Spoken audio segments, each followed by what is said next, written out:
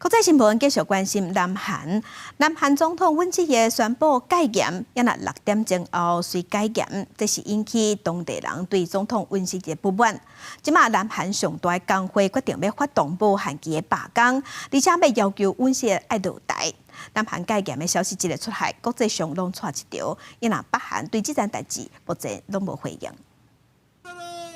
夜票机发口号，民众组织伫南韩首尔的光化门广场示威抗议。南韩今夜宣布正日紧急戒严，和军警包围国会，甲民众抗争。萨个伫6点外钟了后宣布解除戒严，一暝社会激烈变化，引发民众对南韩总统尹锡悦真不满。南韩上大的工会全国民主劳动组合总联盟嘛合作民主劳总佮罢工示威，要求总统落台。 늦은 밤 우리 국민들은 정말 깜짝 놀랐습니다. 전쟁이라도 난 줄 알았습니다.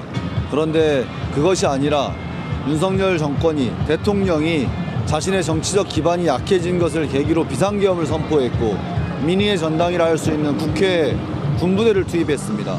이것은 민주사회에서 도저히 용납될 수 없는 일이라 생각합니다.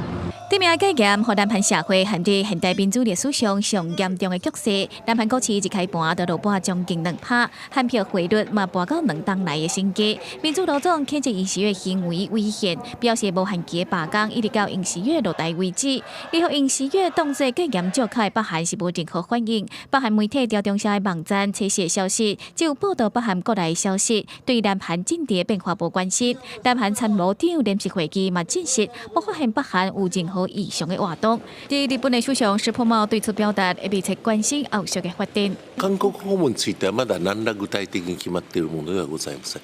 いずれにいたしましても現地の状況を重大なそして特段な監視を持って注視をしておるということでございます。石破茂表示，未對此評論其他國家的內政問題，嚴格會盡量確保在南韓的日本公民安全。日本外務省官員透露，南韓政局無穩定，有可能會影響到石破茂訪問南韓的行程。公視新聞台是董炳耀。